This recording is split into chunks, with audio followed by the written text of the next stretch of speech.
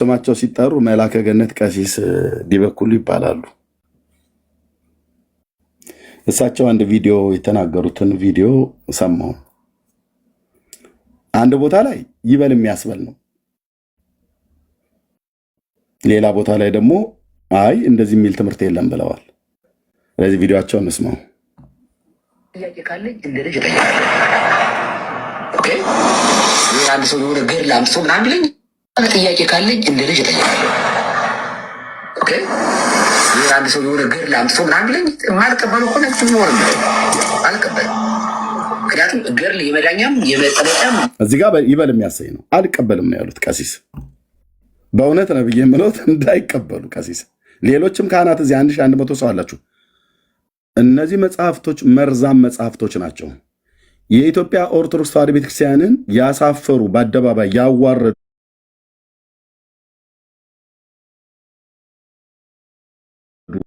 ያሸማቀቁ፣ አንገት ያስደፉ በጣም ብዙ ነውር፣ በጣም ብዙ ቆሻሻ ነገር ተጽፎባቸው የተገኙ መጽሐፍቶች ናቸው እና እንዳይቀበሉ እዚህ ጋር ይበል የሚያሳይ ነው። ጥያቄ ካለኝ እንደ ልጅ እጠይቃለሁ። ኦኬ አንድ ሰው የሆነ ገር ላምጥቶ ምናምን ቢለኝ የማልቀበለው ከሆነ ትኖር አልቀበልም። ምክንያቱም ገር የመዳኛም የመጠለቂያም የመግቢያም እንትን አይደለም።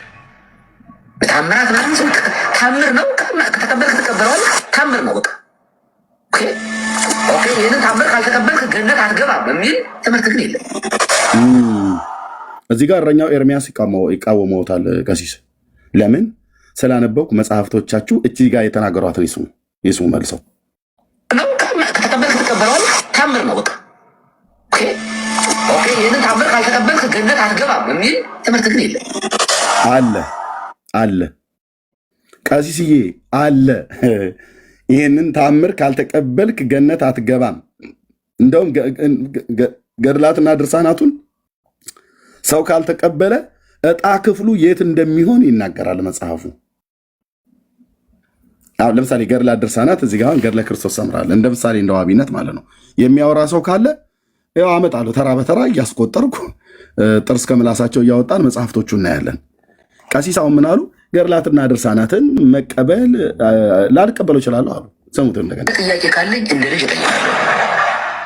ኦኬ አንድ ሰው የሆነ ገር ላምጥቶ ምናምን ቢለኝ የማልቀበለው ከሆነ ትኖር አልቀበልም። አሁን ይሄ እንደዚህ ጥሩ ነው፣ ይበል የሚያሰኝ ነው ይሄ። ኦኬ ወደዚህ ደረጃ ላይ ደርሰዋል ማለት ነው። ይበል የሚያሰኝ ነው ይሄ። እውነት ነው። ቀሲስ ዲበኩሉ በሙሉ ስሞት መላከ ገነት ቀሲስ ዲበኩሉ በጣም በጣም በጣም በጣም በጣም እችን ጥንታዊት የሆነች ቤተክርስቲያን ኦርቶዶክስን አንገት ያስደፋ እናንተን ሁሉ ጭምር በእነዚህ መጽሐፍቶች አንወያይም ብላችሁ እስክትሉ ድረስ እንድታፍሩ እንድትሸማቀቁ ያደረጉ በጣም ብዙ ገድላት፣ በጣም ብዙ ድርሳናት፣ በጣም ብዙ ተአምራት አሉ። እርስዎ እንዳሉት ጥበብ ቢሆንልዎት ኖሮ ወይ እናንተ ጥበብ ቢሆንላችሁ ኖሮ እንደ ቤተክርስቲያን ኤርሚያስ ከኛ በላይ መጽሐፍቶቹን አንብበዋል እና በእውነት ሽልማት ሊገባው ነበረ። ሽልማቱ ይቅርብኝ። እንደናንተ አይነቶቹ ሰምተው ነገሩ አይ ብለው ባሉ ነበር። ግን ልትደፍኑት ማትችሉትን ለመድፈን ተሯሯጣችሁ፣ ልትሸፍኑ ማትችሉትን ልትሸፍኑ ተሯሯጣችሁ። ሶሻል ሚዲያ ላይ ባለው ማለት ነው። ግን ከላይ ያሉ አባቶች ያዩናል፣ እኔንም እርሶንም። ብፁዓነ ሊቃነ ጳጳሳት ይሰሙናል። ጠቅላይ ቤተ ክህነት ውስጥ ሰዎች አሉ፣ ይሰማሉ። በደንብ ነው የሚሰሙት ወንድሞችና እህቶች። ስለሰሙም ነው መጽሐፍቶቻችን ጥራት ይጎላቸዋል ያሉት ብፁዕነታቸው ፓትርያርኩ ብፁዕ አቡነ ማትያስ አንብበውት አይደለም፣ እኛ አንብበንላቸው ነው። እኛ አንብበንላቸው በተሐድሶ ውስጥ የተጉ ወንድሞችና እህቶች አንብበው፣ ወንጌላውያኑ አንብበው፣ የብዙ ዓመት ጥረት ነው። በመጽሐፍ እጃቸው እስኪዝል ድረስ የጻፉ ወንድሞች እህቶች አሉ። በመጽሐፍ ለምሳሌ እንደ ዋቢነት ብጠራ እነ ወንድሜ ቴዎድሮስ ደመላሽ፣ እነ መሪጌታ ክብር ለኢየሱስ ጽፈዋል። ከ14 መጽሐፍት በላይ ማለት ነው። የእነዚህ ሰዎች ሁሉ እጃቸው እስኪበልዝ ድረስ ለእግዚአብሔር መንግስት ሐሰትን እየናዱ እውነትን እያጸደቁ ሰብከዋል፣ አስተምረዋል። በዚህ በሶሻል ሚዲያ ላይ 10 ዓመት ሙሉ ጮኬበታለሁ በዚህ ጉዳይ ላይ እና ምን አመጣችሁ ፍሬ ብላችሁ ብትሉ ፓትርያርኩ ራሱ የሊቃውንት ጉባኤ ተሰብስቦ መጽሐፍቶቻችን ጥራት ይጎላቸዋል ብለው እንዲሉ አስደርጓቸዋል እግዚአብሔር በእኛ በኩል በወንድሞቼ በሚጽፉም በሚያሰለጥኑ በሚናገሩም በኩል ማለት ነው። ስለዚህ ይበል የሚያሰኝ ነው። መጀመሪያ የቀሲስ ዲቦ ኩሉ የተናገሩት ጥያቄ ካለኝ እንደ ልጅ እጠይቃለሁ። አንድ ሰው የሆነ ገር ላምጥቶ ምናምን ቢለኝ የማልቀበለው እኮ ነች ኖር አልቀበልም።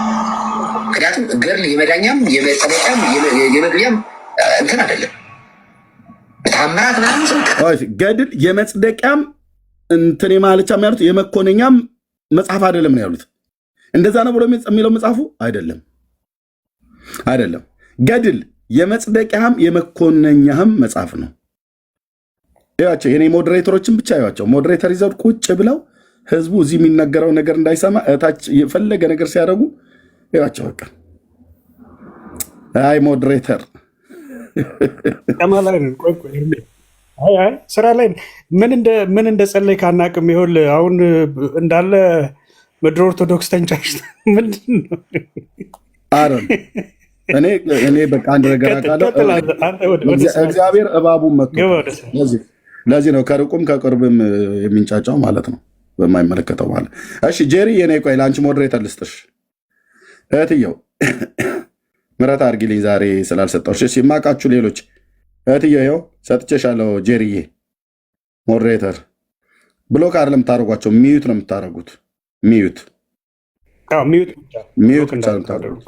ብቻ ነው የምታደርጉት። ኦኬ አሁን እንቀጥላለን። ካህኑ ከድርሳኑ ተጣልተዋል እና አሁን በኦርቶዶክስ ተዋሕዶ ቤተክርስቲያን ካህኑን ከድርሳኑ ነው ማስታረቅ ያለብን። ምክንያቱም አፏና መጽሐፏ ብያለሁ እኔ። ኦርቶዶክስ አፏ ሌላ ነው የሚያወራው፣ መጽሐፏ ሌላ ነው የሚያወራው።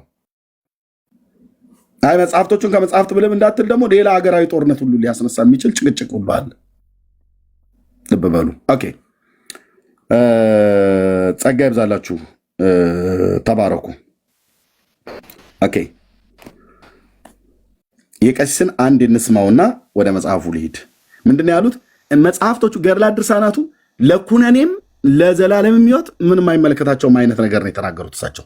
ማለት ገድላት ድርሳናትን ስለተቀበልክም ስላመንክም መንግስተ ሰማያት አትገባም፣ አላምንም ብለህ ስላልክም አይፈረድብህም እያሉ ነው ቀሲስ። ኦኬ ስሟቸው አንዴ። ጥያቄ ካለኝ እንደ ልጅ እጠይቃለሁ። ኦኬ አንድ ሰው የሆነ ገር ላምጥቶ ምናምን ቢለኝ የማልቀበለው እኮ ነች ኖር አልቀበልም። ምክንያቱም ገድል የመዳኛም የመጸደቂያም የመግቢያም እንትን አይደለም። አየው ገድል የመዳኛም የመጽደቂያም እንትን ማለትም አይደለም ብሎ ሲሉ የመኮነኛም ነው። አሁን ግን የመጽደቂያም ብሎ የሚለውን ቃል ተናግረዋል። እንዴ ገድላት ድርሳናቱ አይደሉ እንዴ? ሄዶ የመቃብር አፈር የሳመ ሰው 22 ትውልዱ 75 ትውልድህ 100 ትውልድህ 110 ትውልድህ ይዳናል ይድንልሃል እየተባለ የሚባለው መጽደቂያ አይደል እንዴ? የእነዚህ መጽሐፍ የጻፈ ያጻፈ የደጎሰ ያስደጎሰ ስሙን በሕይወት መጽሐፍ ጽፍለታለሁ እሳት ገሃነመ እሳትን የእሳትን ባህር አያያትም ብሎ የማይል መጽሐፍ አለ እንዴ? ቀሲስ የለም እኮ እናንተ ስላላነበባችሁት ህዝቡ ላይ ወጣችሁ አይልም ብላችሁ ትላላችሁ። 22 ትውልድ እኮ 110 ትውልድ እኮ ይማራል። ማነው 101 ትውልድ ይማራል እኮ ይላል ገድለ ዘርዓ ብሩክ ላይ። የዘርዓ ብሩክን መቃብር ሄዶ የሳመ 101 ትውልዱ ይማርለታል ይላል። የዘላለም ሕይወት አይደል እንዴ? እሳት ባህርን ማነው እሳት መንግስተ ሰማያት ማነው ገሃነመ እሳትን አያያትም። በነ አብርሃም በነ ይስሐቅ በነ ያዕቆብ አጠገብ ይቀመጣል። ሄዶ የዘርዓ ብሩክን መቃብር ስለሳመ ደብረ ሊባኖስ የተቀበረ ከጉር እስከ ሸህም ከሚባለው ወንዝ ድረስ የተቀበረ መንግስተ ሰማያትን አገባለታለሁ ብሎ ለአባታችሁ ለአቡነ ተክለ ሃይማኖት ቃል ኪዳን ገባለታል ተብሎ የሚባለው። ለዚህ እኮ ነው የአዲስ አበባ ሀብታም ሁሉ ሲቆፍር ሲመትት ሲደግም ሲያስደግም ኖሮ መጨረሻ ላይ ሊሞት ሲል ውሰዱና ተክለ ሃይማኖት ደብረ ሊባኖስ ቅበሩኝ ይላል። እኔ እነግርሃለሁ ከጉር እስከ ሸህም ለምን አይሆንም? እራሱ ቤተክርስቲያኒቱን ተክለ ሃይማኖት ደብሩን ወደ ላይ እንደዚህ እንደ አትክልት ነቅላችሁ የሚነቀል ቢሆን ከታች ሬሳህን ከታች ረፍረፈው ቤተክርስቲያኑ በላህ ላይ እንኳን ቢሰሩት መንግስተ ሰማያትን መግባትን አታገኝም። ከፍል አርገው የተክለ ሃይማኖት መቃብር እንደው ቤዛ ሆነ አተሰጠችን ምናም ነገር ብሎ ይላል። ኩስ የሚዩት አርገው ቤዛ ሆነ አተሰጠችን ይላል። ኦኬ ለመዳኛ ማለት ነው። መጽሐፋችሁን የሚናገረው ገድሉ እኔ ከፍል አርገው ይኸውልህ በእግዚአብሔር ልጅ በኢየሱስ ክርስቶስ ካላመንክ እንኳን አቡነ ተክለ ሃይማኖት መቃብር ላይ አይደለም እንደ ጠገባ አህያ ሄዳችሁ ስትንከባለሉ ብትኖሩ አይደለም ጌታዬ ኢየሱስ ክርስቶስ የተቀበረበት ጎልጎታ ኢየሩሳሌም ወስደው ዓለም ሁሉ እየሄደ የሚጎበኘው ሪል የሆነ ቦታ ጌታችን ራሱ አካሉ የተኛበት ቦታ ማለት ነው። የተቀበረበት ቦታ አለ። በ3 ቀን በዛ እሱ የተቀበረበት ቦታ ላይ ስትንከባለል አክሮባት ስትሰራ እንደ ኩንጉፉ ቻይና ምናምን ነገር ማለት ነው ስትገለባበጥ ብትኖሪ አሮጊቱን ሽማግሌ ማንም መዳንን አታገኙ። እውነትና ኤርምያስ አስረግጬ ነው የምነግርህ ስለ መድኃኒዓለም ምስክሬ አታገኙ። ለምን ጌታችን ኢየሱስ ክርስቶስ መቃብሬ ላይ መጥቶ የተንከባለ የዘላለም ሕይወት ሰጠዋለሁ አላለማ። በእኔ የሚያምን ነው ያለው። በእሱ ካመንክ ነው እንጂ የምትድና መቃብር ላይ ሄደ ስለተ ይሄ የመቃብር መንፈስ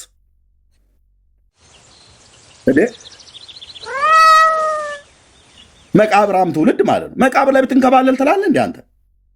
ጌታችን ኢየሱስ ክርስቶስ የተቀበረበት መቃብር ውስጥ ጎልጎታ እስራኤል ሄዳችሁ ከነ ዘመድ ሁሉ ጭምር እንደ ዘንጋዳ ጉድጓደኛ ገጠር እንግዲህ ገበሬ አይደለም። ይሄም ባላገር እኮ ሰባኪ ነው መድኃኒዓለም ልኮ ምንም እንትን ማለት በቃ ሲጠራ እንደዚህ ነው። እግዚአብሔር ሲጠራ እንደዚህ ነው። ቆንጅዬ ባላገር ሰባኪ ማለት ነው።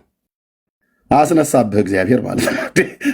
እና ከነ ዘመዶቻችሁ ጭምር ሄዳችሁ ጎልጎታ መቃብር ላይ እንደ ዘንጋዳ ጉድጓድ ብትጨምር ማለት ነው።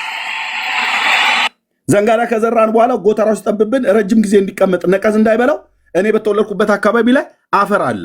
አቦልሴ ቀይ መረሪ አፈር የሚባላል እና እዛ ውሃው ረባ ምንድነው ውሃ የሌለበት ውሃው ዝናብ የፈለገውን ያህል ዝናብ ቢዘንብ ጥፍጥፍ ብሎ የሚሄድበት ቦታ ላይ የሆነ እንደ ኮረብታ አይነት ነገር ላይ እዛ ጋር አፈሩ ተመርጦ ይቆፈራል። ጉድጓድ ምን የዘንጋዳ ጉድጓድ ተብሎ ይባላል። ዘንጋዳ ከዘራን በኋላ ማሽላም ከተዘራ በኋላ ከታጨደ በኋላ እህሉን ነቀዝ እንዳይበላብን ወስደን እዛ መሬት ውስጥ ይጨመራል። ውሃ አይደርስበትም። የፈለገ ዶፍ ቢዘንብ በዚህም ፈሶ ነው የሚሄደው ውሃው። እዛ ጋር አይቋጥርም። ውሃ ሊቋጥር በማይችል ቦታ ላይ እንቆፍርና እዛ ይደረጋል ማለት ነው። እና እንደ ዘንጋዳ እኮ አልኩ ከነ ቤተሰብ ሁሉ ጭምር ወስደው ኢየሱስ ክርስቶስ በተቀበረበት ጉድጓድ ውስጥ በአንድነት እያረባረቡ እያነባበሩ እንደ ንብብሮሽ እንጀራ ማለት ነው። እንደዛ እንኳን ቢከቱ አትድንም። መዳን ኢየሱስ ክርስቶስ መቃብር ላይ ሄዶ በመንከባለል አይደለም። መዳን ተክለ ሃይማኖት መቃብር ላይ ሄዶ በመንከባለል አይደለም። መዳን ዘርዓ ብሩክ መቃብር ላይ ሄዶ በመንከባለል አይደለም። ብራዘር በመንከባለልማ ስንት ነገር እኮ ተንከባለናል አይደል እንዴ? ግልጽ እኮ ነው አማርኛ። ስንት ነገር እኮ ተንከባለናል።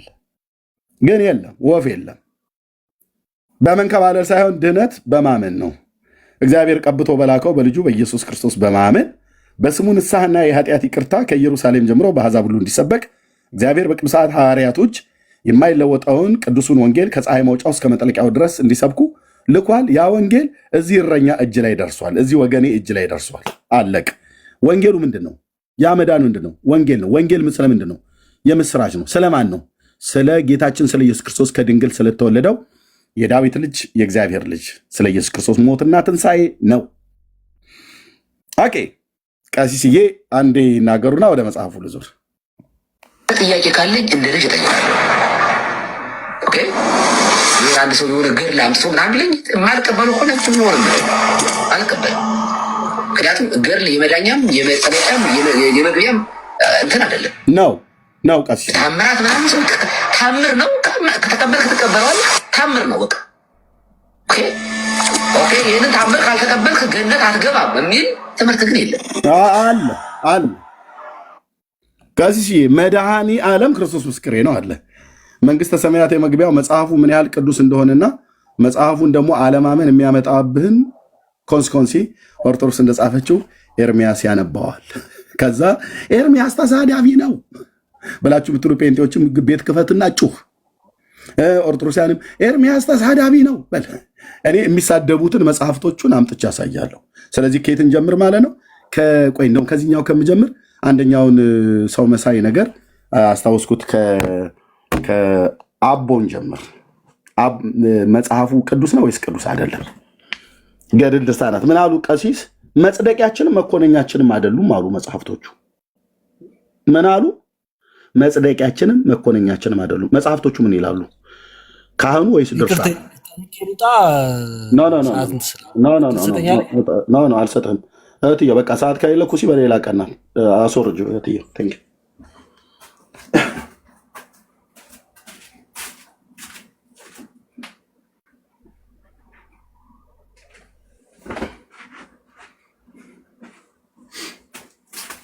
ሰው አታስገቡ ኤርሚ እስከሚጨርስ ጋይስ። እሺ ተባረኩ። ኦኬ ካህኑ ከድርሳኑ መጽሐፉ ምን ይላል? ወይኔ ኤርሚያስ ክፋትህ! እንዴት መጽሐፍ ታመጣለህ? እና 30 ሰከንድ አንድ ነገር ላምብ 30 ሰከንድ ኤግዛክት። ኧረ ትችላለህ። እኔ እኮ አንተ እሺ ይቀጥሉ። እስትንፋሰ ክርስቶስ ላይ አይ ምንም ይገባል አይገባም ስላሉ እሳቸው መቼም ካህን ማስተማር ጥሩ ነው ብዬ ነው። እንደዚህ ይላል እስትንፋሰ ክርስቶስ ላይ እነርሱም ይችን ጸሎት በጸለዩ ጊዜ 240 ሺህ ነፍሳትን ከሲኦል ያወጣሉ። እመቤታችን እግዝእትነ ማርያም በየዕለቱ 400 ሺህ ነፍሳትን ታወጣለች። ንስሐ የገባ ኃጢአተኛ እንኳን በጸለየባት ጊዜ 1,000 ነፍሳትን ያወጣል። አሁን ስሙ፣ ይህችን ጸሎት አታወጣም ብሎ የሚጠራጠር ቢኖር መንግስተ ሰማያትን አያያትም ይላል። እሺ ሰሙ ብዬ ነው። እንደዚህ አምጣልኝ። ኦኬ ይቀጥሏ። ኤርሚያስ ገድለ ገብረ መንፈስ ቅዱስ እንደው ቢያንስ ጥቂቱን ነው ያልኩት። የእስትንፋሰ ክርስቶስ አሁን ወንድምነት ያነበበውም አለኝ። ዘርአ ብሩካል ምን አቡነ እንትና የሚባሉ አሉ እዚህ እኔ ቤት ማለት ነው ገብተዋል። መጽሐፍቶቻቸው ነው የገቡት አልኩ። እነሱንማ ድርሽ አላሰኝም። ኦኬ ገብተዋል፣ ተነበዋል። ጥርስ ከምላሳቸው አውጥቼ ግዕዝ ከአማርኛ ገጽ እየጠቀስኩ እንዲህ እያመጣሁ አረጋግጥላለሁ። በኢትዮጵያ ኦርቶዶክስ ተዋሕዶ ቤተክርስቲያን በትንሣኤ ዘጉባኤ ማተሚያ ቤት በድጋሚ ነው የታተመው 2010 ላይ። ግልጽ አይደለም እንዴ? ያው ግልጽ ነው። ሰሚራን ይሁን ሳምራን እናያታለን ዛሬ። ሰሚራንም ሳምራንም እናያታለን። እሺ ኦኬ። ሰሚራና ሳምራ ስለሚቀራቀርብኝ ነው። ኦኬ በገዳሙ አሳታሚ የምድረ ከብድ አቡነ ገብረ መንፈስ ቅዱስ አንድነት ገዳምና የዝቋላ ደብረ ከዋክብት አቡነ ገብረ መንፈስ ቅዱስ አንድነት ገዳም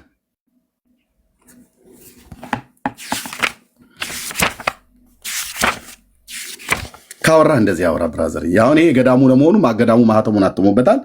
የዝቋላ ደብረ ከዋክብት ገዳማ ነው። የዝቋላ አቦ ገዳሙ ያሳተመው ነው። ይኸው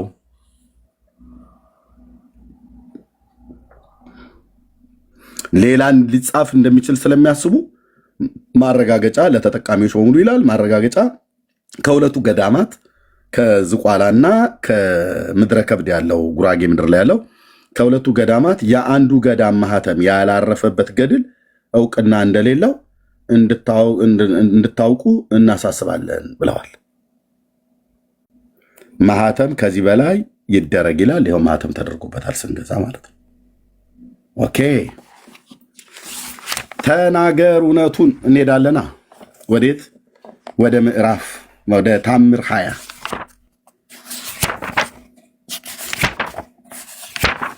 አሁን እዚህ እንትን ወገቤናም ወይ ነው አቅለሽልሽ ወይ ነው እንዲህ የሚባል ጽሁፍ የለም።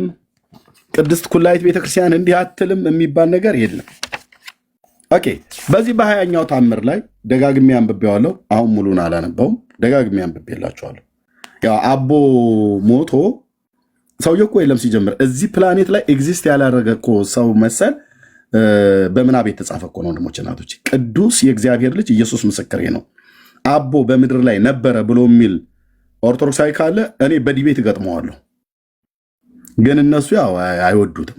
የለም ኤግዚስት ያላደረገ ሰው ነው። የለም እዚህ ፕላኔት ላይ ይኖር የነበረ ሰው አልነበረም። የግብፁ አቡነ ሺኖዳ እኛ አናቀውም ብለዋል። ሰውየው ግብፃዊ ሰው ነው አሉ። በምድረ ከኒሳ 300 ዓመት ኖሮ ከዛ ደግሞ ወደ ኢትዮጵያ መጣ እና በግብፅ በኢትዮጵያ ደግሞ 262 ዓመት ኖረ። በድምሮ 562 ዓመት እና የእናቱንም ጡት አልጠባም አቦ። ለምን? አርብና ሮብ ጾም ነው ብለው። እንዲህ እኮ እኔ እኮ ምልህ ወይ በኢትዮጵያ ቴሌቪዥን ላይ እየተነበበ ህፃናት ይጮቱበታል ብለህ እንዳትል። ህፃናቱ አይገባቸውም የዚህ ጉዳይ። የጡት ነገር ህፃናቱ አይሆንላቸውም። እኛም ቢሆን አጣብተን ያደግነው እዚህ እያንዳንድ ዋይ ዋይ እያልክ እኮ እያለቀስክ ነው የጠባው። እሺ ለሽማግሌዎች ጊዜ ማሳለፊያ ነው ተብሎ እንዳይባል እራሳቸው ሽማግሌዎቹ ከዚህ ያለፈ ብዙ ተረት አላቸው። አስቂ የሆነ ቁም ነገር የሚያስተምር ማለት ነው። ይሄ እኮ ወይ አያስተምር ወይ አያሰቅህ። እና አቦ ሞተ ይልሃል ታሪኩ እዚህ ክፍል ላይ ማለት ነው። አቦ የሞቱ አረፉ፣ የማያርፈው አረፈ፣ የማይሞተው ሞተ፣ እኔን እያሉ ተሰበሰቡ ይላል። በጣም ኮሚኩ የሚያስቀኝ በዚህ ክፍል ላይ ስላሴ ለቅሶ ለመድረስ ጉራጌ ምድረ ከብድ መጡ ይላል። ጴንጤ ብቻ ነው እዚህ ቀብር ላይ ያልተገኘ በሙሉ ልበለው እንዴ ሊሄድበት ነገር ያነሰዋል አይደል? የዝለቁት መምህራችን ነው ማለት ያለብህ። እንዲህ ይላል አቦ ሞተ። ይኸው በአባታቸው በገብረ መንፈስ ቅዱስ በእረፍቱ ቀን በሞቱ ቀን ማለት ነው የተደረገ ተአምር ይህ ነው። ጸሎቱ በረከቱ በኦርቶዶክሳውያን ላይ ይኖርና እኔ ጋር ድርሽ እንዳትል፣ እንዲህ አይነት በረከት አልፈልግም። አባታቸው ገብረ መንፈስ ቅዱስ ባረፈበት ቀን 60 አንበሶች 60 ነብሮች አለቀሱ። ያው ቁጥራቸው 60 ነው። በሙሉ የጫካዎቹ አልመጡም፣ ወክለው የመጡ አሉ። እነዛ 60ዎቹ ወክለው ነው የመጡት። ከአንበሳ 60 ከነብር 60 ሊያለቅሱ መጡ፣ አለቀሱ። የሰማይ ወፎችም አለቀሱ። እነማን እንደመጡ አይዶ ነው። ከሰማይ አዋፍት ከሚበሩት ጥንባንሳ፣ ጆቢራ የትኞቹን አይተው ሲላ ጆቢራ ሲላ ምናምን ነገር የሚባሉ አሉ። ማቃቸው እኔ ማለት ነው። ቁራ፣ እርኩም፣ ጉጉት በጣም ብዙዎች አሉ። የትኞቹ እንደመጡ አይዶነ ግን መጡ፣ ሊያለቅሱ ወክለው የመጡ ማለት ነው። ሁሉም በየነገዱ በየቋንቋው ለቅሶ ሊደርስ መጥተዋል። የት ጉራጌ ምድር የተሰበሰቡት ክትፎ በቆጮ እንዳለ ነው።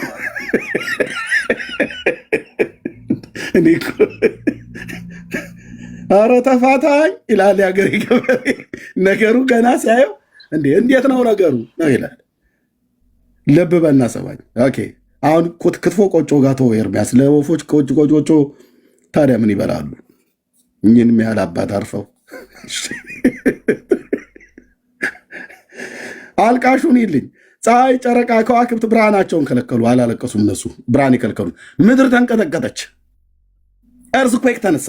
ምን ያህል እንደተነሳ 5.3 ነው 8.6 ነው ምንም የሚታወቅ ነገር የለም፣ ግን ተንቀጠቀጠች። የት ጉራጌ ምድር። በዚያች ቀን መብረቅ ነጎድጓድ ተገለጡ። መባረቅት ሁሉ ወረደ ከሰማይ እንዳለ። አብ ወልድ መንፈስ ቅዱስ ወደ ምድረ ከብድ መጡ። ለምን? ለለቅሶ። የት? ጉራጌ አገር። ማን ሞተ? አቦ። አብ ወልድ መንፈስ ቅዱስ በቃ ነጠላ ለበሱ እኮ ነው ማለት የቀራቸው። አንተ አምላኬን እንዲትቀልድበታለህ እንዴ? አፈርደቼ ነው ማስገጠል። ይሄን ተረት አንድ ቄስ አንድ ዲያቆን ኤርሚያስ የሚባል ሰውዬ ስታይ በህልምህ ሁሉ ጭምር ብቅ እንዲልብን አድርገው በመዶሻ በእግዚአብሔር ቃል ከትክቼ እንደዚህ ዓለም አደባባይ ላይ ማለት ነው። ይኸው አብ ወልድ መንፈስ ቅዱስም መጡ። ወዴት? ወደ ምድረ ግብፅ ሊያለቅሱ አቦን ሊቀብሩ። ዙፋኑን የሚሸከሙ 4ቱ እንስሳት 4ቱ እንስሳት መንፈሳዊያን የተባሉት ማለት ነው መጡ። እነሱ ሙሉ ታዲያ ማን ይቀራል? ኦኬ መጡ። 99ኙ ነገደ መላእክት ከነ ተከታዮቻቸው ጭምር መጡ። ስፍር ቁጥር የሌለው መልአክ አንድ የቀረ የለም በሰማይ። ስላሴ አልቀረ፣ ከመንበሩን የሚሸከሙ ሱራፌል ኪሩቤል አልቀሩ። መላእክት በሙሉ እንዳለ ጉራጌ ተጥለቀለቃል እኮ ተጥለቀለቀ። የኢትዮጵያ ምድር ራሱ ክትፎ ቢሆን ራሱ እንኳን አይበቃም። አይደለም ጉራጌ እንትን ማለት ነው። ቆጮው ቢላጥ እንኳን ራሱ አይበቃም። ያው ለለቅሶ ሄጄ ነበር ነው የዚህ ምንድነው ሶዶ ጉራጌ አማውቴ ባለወልድ ቤተክርስቲያን ድረስ ሄጄ ነበር። አንዲት በጣም በጌታ የሆነች እህት አባቱ አርፈው ሄደ ነበር እና ሄጄ እንትን ደግሞ በአገሩ ባህል ሴቶቹን ቅቤ ይቀባሉ። አንተ ወዲያውኑ ከቤተክርስቲያን ሲወጡ ማለት ነው።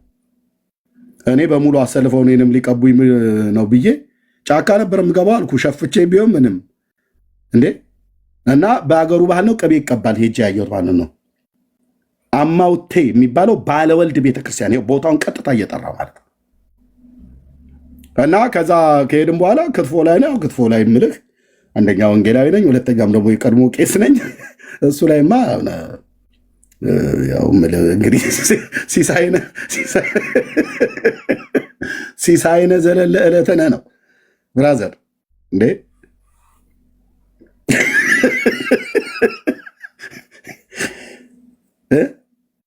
አሳሩን ያሳየሁት ስልህ ጥጋስ ይዤ ከትፎ የለ ምን አንድ ጣባ አይደለም ስንት ጣባ እንደተበላ መድኃኒዓለም ነው የሚያውቀው። ግን በልቻለሁ እና ይሄ እዚህ ቀን ምን ያህል ተዘጋጀ አላቅም። ለ99 ነገደ መላእክት ለአብ ለወልድ ለመንፈስ ቅዱስ ዙፋኑ ለሚሸከሙ እዚህ 60 አንበሶችና 60 ንብሮች አሉ። የሰማይ አዕዋፍት አሉ። ፀሐይና ጨረቃ እንኳን አይበሉም። ኦኬ ግን መጡ፣ መላእክት መጡ። 15ቱም ነቢያት መጡ። የእስራኤል ነቢያት ማለት ነው። እነ ኢሳያስ እነ ኤርሚያስ እነ ሕዝቅኤል ሁሉ በሙሉ የት ጉራጌ ሀገር። ወዴት ነው የምትሄዱት? ኢሳያስ ጉራጌ ሀገር የማይሞት አንድ ሰው ጻድቅ ሰው ሞት። እኔ ውለታቸውን አረሳው እያለ አንተ በዚህ ሙድ ያልያዝኩ በምን ሙድ ይዛለሁ? እውነትን የምልህ እንደ ቴስቢያዊ እንደ ኤልያስ አላግጥባቸዋለሁ በተረታቸው ላይ። እናንተ በአምላካችን ላይ እንደዚህ የቀለዳችሁት፣ እኔ ደግሞ ቀልድብሃለሁ በዚህ ተረት ላይ። አታድነውም ከጄ አታስጥለውም ከጄ። ገብተህ አታወራም። ያው ዲቤት ትላላችሁ፣ ቀጠሮ ቀጥራችሁ 2 ጊዜ አስደግፈኝ ትሄዳለህ። አስደግፏት ሄደ ተብሎ እንደሚባል ማለት ነው። እሺ ይቀጥሉ። 12ቱ ነቢያት መጡ፣ 12ቱም ሐዋርያት መጡ። እነ ጴጥሮስ ሁሉ እንድርያስ በሙሉ ጉራጌ ሀገር መጡ። ለቅሶ ከመጀመሪያው ሰማዕት ከስጢፋኖስ እስከ መጨረሻው ሰማዕት ሊቀ ጳጳስ ጴጥሮስ ያሉት ሁሉ መጡ። ቅዱሳን ከአባታቸው ከእንጦስ ጋር መጡ። በሄሮድስ የተገደሉት ሕፃናት ሁሉ መጡ። ምን ሊያረጉ? ለቅሶ። ሕፃን ለቅሶ ይሄዳል እንዴ? እኛ እኮ በሕፃን ጊዜ ተከልክለን እቤቱኑ አትግቡ ነበር ተብለ የምንባለው ለቅሶ እንዳንሄድ ማለት ነው። ሕፃናት ሁሉ መጡ። ከአዳም ጀምሮ እስከዚህ ቀን ድረስ የነበሩ ቅዱሳን ሁሉ መጡ። አቤል በለው፣ ሴት በል፣ ሄኖስ፣ ቃይናን፣ ያሬድ፣ ማቱሳላ፣ ላሜህ፣ ኖህ፣ አርፋክስድ፣ ቃይናን፣ ኤቦር፣ ሳላ በሙሉ መጡ። ራግው፣ ታራን፣ ናኮር፣ ሃራን፣ አብርሃም፣ ይስሐቅ፣ ያዕቆብ፣ ይሁዳ 12ቱ የያዕቆብ ልጆች ደግሞ አሉ። ከነሱ ውስጥ ይሁዳ፣ ፋሬስ፣ ኤስሮም፣ አራም፣ አምናዳም፣ ናኦስ፣ ሳልሞን፣ ራኬብ፣ ቦኤዝ መጡ። ምን የቀረ አለ? ብራዘር ተጥለቀለቀች ምድሪቱ ጎደ እንትን ላይ ጉራጌ ሀገር ላይ ማለት ነው። ጴንጤ ብቻ ነው እዛ ቦታ ያልተገኘ። ያው ጴንጤዎቹ እንደዚህ አይነት ቦታ ላይ አያርፉም፣ በዘመንኛው አማርኛ ማለት ነው። መጡ ከአዳም ጀምሮ ያለ በሙሉ። አንድ የሙሉ ወንጌል አባል ግን እዛ አታገኝም፣ የለም። መናፍቃን ምን ያደርጉ ይመጣሉ? ጻድቃን መቃብር ላይ ይልሃል። እነዚህ ነብሮች፣ አንበሶችና ነብሮች እስከ ዛሬ ድረስ የእግሩን ትቢያ ስንመገብ ኖርን እያሉ ለቅሶን አበዙ። አንበሶቹ አባቴ አባቴ አባቴ አባቴ አባቴ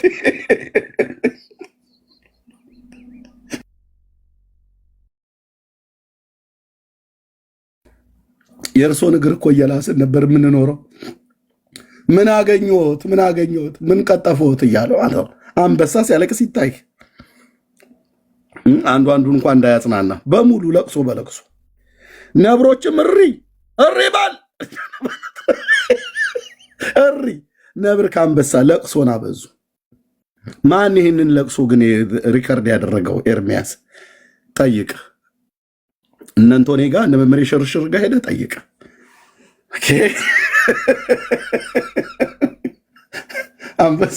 አንበሳ ሲያለቅስ ካወቅኩት ጀምሮ ብፁዕነቶ እንደርሱ ያነ ደግ ሰው አይቼ አላቅም ነበር። እኛ እኮ ስጋ መብላት ትተን የእርሶን የእግር ትቢያ እየላስን ነበር እንኖር የነበረው። ልጆቼን ሁሉ እኮ ያሳደግኩት በእርሶ።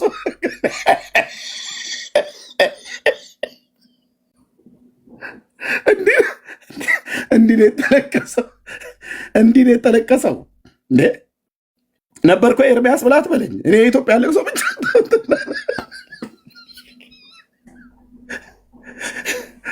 ልጆቻችን ሁሉ ሚስት ያገባሁት የእርሶን እግር ትልሳለች ብዬ ነው ተስፋ ያደርኩት።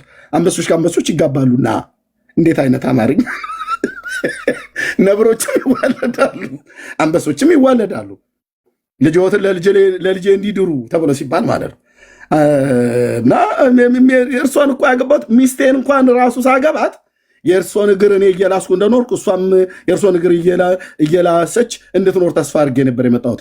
ይኸው ዛሬ በትዳራችን ላይ ጎጆአችን ፈረሰ፣ አባታችን ሞቱ እያሉ ለቅሶ አበዙ። ሰው ሲያለቅስ ዝም ብሎ አይደለም የሚያለቅስ፣ ስቅስቅ ብለው አለቀሱ። እንዲህ ነው እንጂ ለቅሶ ለቅሶ አበዙ አላለችንም? እንደ ኦርቶዶክስ ቆንጅዬ እኮ ጥንታዊት ተረታዊት ቤተክርስቲያን በእውነት ሰማይና ምድር፣ ተራሮች፣ ኮረብቶች አለቀሱ።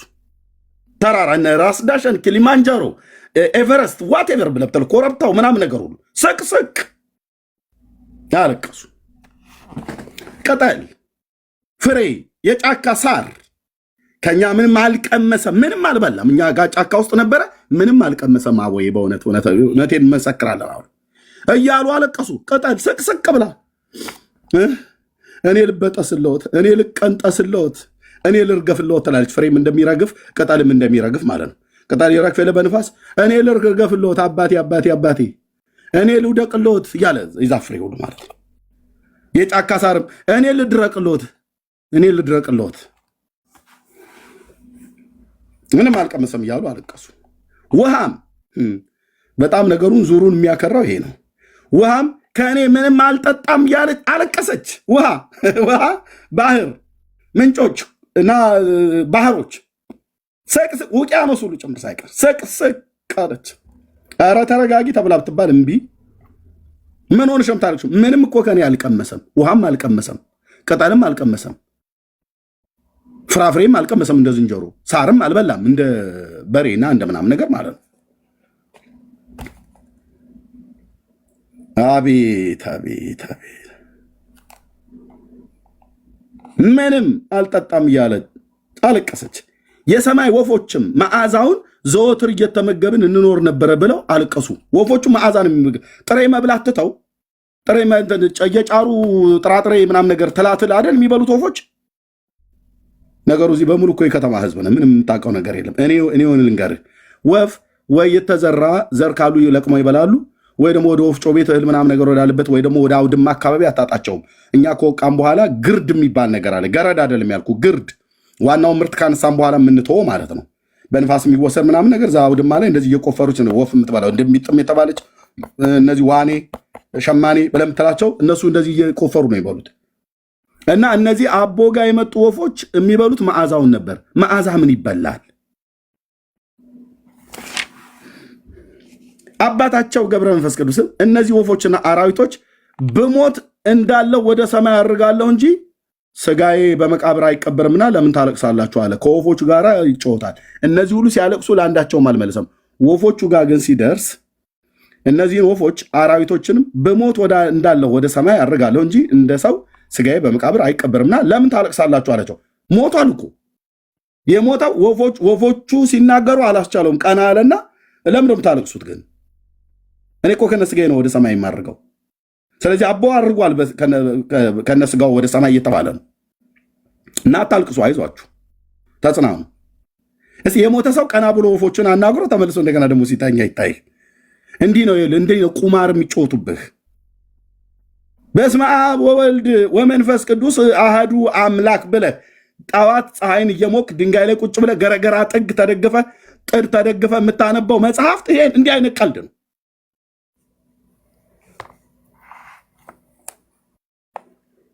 ለምን ታለቅሳላችሁ አላቸው። እግዚአብሔርም ከአባታቸው ገብረ መንፈስ ቅዱስን ለምን አትቀበርም አለው። እግዚአብሔር ደግሞ ማለት ለምን አትቀበረው? ትቀበራለህ። ለምን? አንተ ከነቢያት ትበልጣለህ፣ ከኤርምያስ ትበልጣለህ። እንኳን ከብሉይ ኪዳኑ ነቢይ አይደለም ከኔ አይበልጥም አቦ የተባለው አለ። ምክንያቱም ኤግዚስት ያደረገ ሰው አይደለም በዚህ ምድር ላይ። ለሚጠይቀኝ ሁሉ እኮ መልስ አለኝ አልኩ። ዲቤት ላይ ከፈለግ እንገናኝ። አንተ እንዴት ብለህ የምትል ከሆነ ና እንገናኝ አልኩ። ሜዳው ላይ ከኤርምያስ ትበልጣለህ፣ ከሐዋርያትስ ትበልጣለህ። አንተ ትበልጣለህ። እንዳንተ በበረሃ ከኖረው ከዮሐንስ ትበልጣለህ። መጥምቁን ነው አተነካካኝ፣ አባቶቼን አተነካካ፣ እዛው ተረትን ታቀፈ ኑር። ከጊዮርጊስ ትበልጣለህ አለው ይላል። አባታችሁም ገብረ መንፈስ ቅዱስም ጌታችን ኢየሱስ ክርስቶስን ከነቢያቱ አንዱ ኤርምያስ በረሃብ ከሞት በጦር መሞት ይሻላል፣ ከሐዋርያትም አንዱ ጴጥሮስ በመብል በመጠጥ ልብስ በመልበስ ኖረ። የሚበላው ቢያጣ በሰንበት እሸትን አሽቶ በላ። ሰውነቱ ከአንድስ እንኳን ረሃብ አልተቻለችም። በተሰቀልክበትም ጊዜ በበር ላይ አንድ ወታደር በመረመረው ጊዜ 3 ጊዜ ካደ። ምን ያገናኘዋል ታዲያ? የካደው እኮ ታዲያ በንስሐ እኮ ተመለሰ። ታግሶ ከአንተ ጋር አልሞተም፣ ሞተ እንጂ በኋላ እኮ ሞተ። ያኔ ካደ፣ ጌታ መለሰው። ጌታዬ ፊቱን አሳየው ይላል ሲናገር። ካደ፣ ዶሮ ሲጮህ ዞር ብሎ አየው ይላል። የኔ አባት ዞር ብሎ አየው ይላል። ፊቱን እንኳን አልከለከለውም። በቡጢ ተመቷል፣ አይኖቹ ቆስለዋል፣ ጥርሱ ደም ያፈሳል፣ እየደበደቡት ነበር።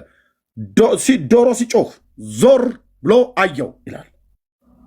ዞር ብሎ ያን ፊቱን አያዙርብን ብራዘር። ኦኬ ተመለሰ እኮ ጴጥሮስ። ከእሱ ጋር አልሞተም ትላለህ? እንዲህ ሞተ እንጂ እሱ እንደተሰቀለ እኮ ነው። ተሰቀሉኝ ብሎ ተሰቀለ ተብሎ በቤተክርስቲያን ታሪክ ሮም ላይ የሚነገረው። ዳርያስ እንዲህ አይነትን የአንተን ኮተት ለማጽደቅ ሐዋርያው የሆነውን አትክድም። እዚህ አልሞተም፣ አንተን ካደ እንጂ አለ። አዎ ክዶ ነበር፣ በኋላ ተመለሰ። መመለሱን አትጽፉም።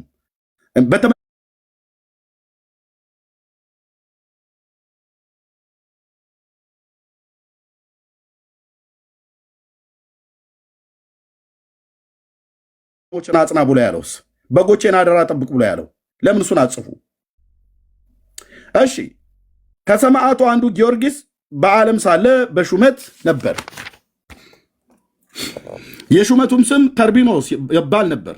ከተጋደለም በኋላ መበለት ቤት ባስገቡት ጊዜ እንጀራን ለመነ፣ ረሃብንም ጥምን መታገስ አልቻለም ይላል። ምን ባለ ጊዜ መበለት ቤት?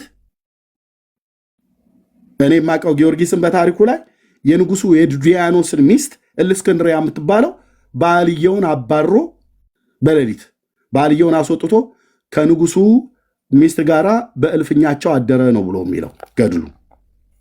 እደግመዋለሁ፣ መታሃል አንዴ እንደ ቡሄ ልጅ። ኦኬ ጊዮርጊስ ንጉሱ ዱዲያኖስን አባሮት ከቤት ከሚስቱ የንጉሱ ሚስት ከእልእስክንድርያ ጋራ እሱን አባሮት በጎራዴ አስፈራርቶ ከቤት ውጣ ብሎት ንጉሱን አባሮት አብሮ ከንግስቲቱ ጋር አድረዋል በንጉሱ እልፍኝ። ቅዳሴ ሲቀድሱ እኮ ነው ያደሩት ኤርሚያስ ብለህ እንዳትለኝና ሳቄን እንዳታመጣ። ማህሌት እኮ ነው ምጽዋት፣ ጸሎት፣ ጾም ጸሎት፣ ሱባኤ ገብተው ነው ብለህ እንዳትለኝ። ምን ያደርጋል ባልና ሚስትን የሚለያይ ወታደር? ምን እንደሚሰማህ አንተ? ሚስት ያለህ ብራዘር፣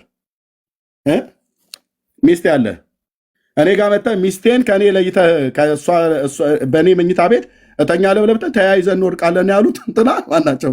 ብፁዕነታቸው ሚስት ላይ ምን ሲደረግ እኮ ነው ብዬ የምልህ። የሰውን ሚስት የምትለየው አንተ ምን ሲደረግ ነው? አይ ሲጸልይላት ነው አሉ ባለፈው አንድ ካህን። እንዴ ባልን ለይቶ ነው ለሚስት ብቻ የሚጸለየው? ምን አይነት ጸሎት ነው? ጸሎቱ ለባልየው አይደርሰውም እንዴ ብፁዕነቶ?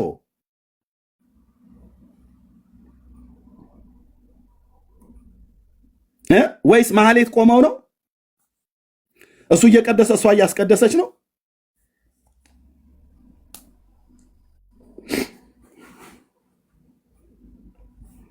ኧረ ተወኝ ይላል።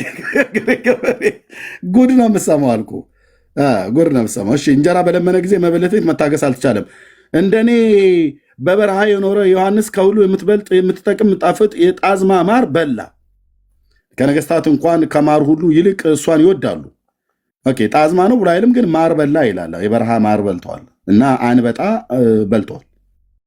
በዘሌዋውያን መጽሐፍት ላይ 4 አይነት አንበጦች አሉ እስራኤላውያን እንዲበሉ የታዘዙ። ኦርቶዶክስ እዚህ ላይም ፖለቲካ ለመስራት ብላ ያጠመዘዘችው አለ ድርሳነ ማነው ገድለ መጥምቀ ዮሐንስ ማለት ነው። ዕብራውያን 4 አንበጦች እንዲበሉ ይታዘዛል እና ብሉይ ኪዳን መጽሐፍ ያዝ አስተምርሃለሁ። 4 አይነት አንበጦች ተፈቅደዋል። እነዚ አንበጦች ዛሬም ይበላሉ። በጥንት መካከለኛው ምስራቅም አሁንም ይበላሉ። በአረብ ሀገራት ላይ ብትሄዱ አሉ። እነሱ የአንበጦች ይሸጣሉ በስርዓት። እኔም እስራኤል ሲሄድ ጠብሼ ይበላለሁ። ጌታዬ ምስክር እኮ ነው አልኩ። ጠብሼ ይበላለሁ። ዮሐንስ ነቢዩ ጠብሶ በልተዋል። ይበሉት ነበር፣ እንዲበላ ተፈቅደዋል። 4 አይነት አንበጦች አሉ እንዲበሉ የተፈቀደ። እሱና ማር ነው የበላው። ጣዝማ ብለህ አንተ ነው የጨመርከው። ጣዝማ ይሆን ይሄ ኖርማሉ የጣዝማ ማርና የሌሎቹ ማር አውቃለሁ። ስለዚህ አታምታታ ማለት ነው። ማር ብለህ ተደብቀ የለም።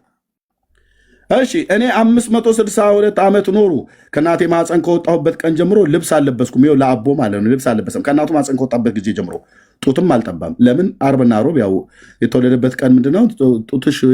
የጡትሽ ወተት ጾማለሁ ብሏት ማለት ነው። ፍጥረት ሁሉ ጠብቶ ነው ያደገው፣ እሱ ግን አልጠባሁም ይላል። በመኝታም አልተኛሁም ይላል ከእናቱ ጋር። ፊቷ ቀይሁን ጥቁር አላየሁም ይላል የእናቱን። ውሃም አልጠጣሁም ይላል አቦ። እህልም አልበላሁም ይላል እሱ። የዛፍን ፍሬ ቢሆን የበረሃ ቅጠልም ቢሆን አልቀመስኩም ይላል። ሰውየው ሰው አይደለም፣ ኤግዚስት ያደረገ አይደለም። ብራዘርዬ ነጭ ንብ ከአፉ እየወጣች ትገባና ትወጣ ነበር። ንቦች ይወጡ ነበር። ቀፎ ነው ማለት ነው። ሆልቃ ይባላል ባደኩበት አካባቢ ላይ ማለት ነው። በገጠርኛው በባላገርኛው አማርኛ ሳወራ ማለት ነው።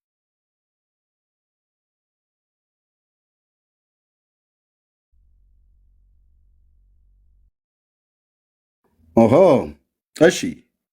ለቅንድቦቼ እንቅልፍም አልሰጠውም፣ ለሰውነቴ መጠጊያ አላበጀውም። እንደ ምሰሶ ተተክዬ ኖርሁ እንጂ እጆቼ ወዲህና ወዲህ አላሉም፣ እግሮቼ ከመንገድ ወደኋላ አላሉም። እስከ ዛሬ ድረስ ልብስ አልለበስኩም። የዚህን ዓለም ልብስ ብቻ አይደለም፣ ሳርም ቢሆን ቅጠልም ቢሆን ሰውነቴን አልሸፈንኩም ይላል አለ። ነገር ግን እውነት ካልሆነ ተራሮች፣ ኮረብቶች፣ ውሃዎች፣ አገሮች፣ ፀሐይ፣ ጨረቃ፣ ከዋክብት፣ ሰማይ፣ ምድር ይናገሯል። ኑ እውነት ካልሆነ የተናገርኩት ይመስክሩ፣ ይናገሩ፣ ይጠሩ ተባለ። ከማን ጋር ነው ይህን የሚከራከረው? ከእግዚአብሔር ጋር። ጌታን ለማሳመን ይሄን ድረስ ሄደው አላምን ብሎ እግዚአብሔር ሊያሳምነው ረታው። በአደባባይ አስመስክሮ እግዚአብሔር አሳፈረው። እግዚአብሔርን ማለት ነው። አቦ ረቺ፣ እግዚአብሔር ተረቺ ሆነ። ይህንን ተረት እፊቴ ቆመህ አታጸድቀውም፣ ተጸድቀውም። መንፈሴን ቁጥጥ ያደርገዋል። እዚህ ጋር ስደርስ እግዚአብሔርን ረታው። እግዚአብሔር ተሸነፈ። በአቦ ክርክር ተረታ ማለት ነው። እውነት ካልሆነ ይመስክሩ፣ ጥራቸው ይምጡ ብሎ ማለት ነው። ፀሐይ፣ ጨረቃ፣ ከዋክብት ምናምን ነገር ሰማይና ምድር ይናገሩ። እነዚህ አንበሶች ይቅርታ ጉንፋን ይዞኛል። የሰማይ ወፎች ይመስክሩ አለ። ሚስጥሬን የምታውቁ የእግዚአብሔር መላእክት ይህንን መስክሩ አለ። እግዚአብሔር ሚስጥሩን አያውቅም። የአቦ የተባለውን ተረታም ትውልድ ተረታም ትውልድ ነቢያት፣ ሐዋርያት፣ ጻድቃን፣ ሰማዕታት ሁሉ እግዚአብሔርን ነገሩ እውነት ነው አሉት። እግዚአብሔርን እኮ ነው። እግዚአብሔር ሆይ ለምንድን ነው ግን የምትከራከረው? አቦን ነገሩ እኮ እውነት ነው። አንተ እኮ አልተረዳም። አንተ እኮ አታውቅም። ሚስጥሩ ለአንተ አልተገለጠልም። ለእኛ ግን ለመላእክት ተገልጦልናል። ሐዋርያት ተገልጦላቸዋል። ነቢያት ተገልጦላቸዋል። እግዚአብሔር አንተ ሚስጥሩ አልተገለጠልህም።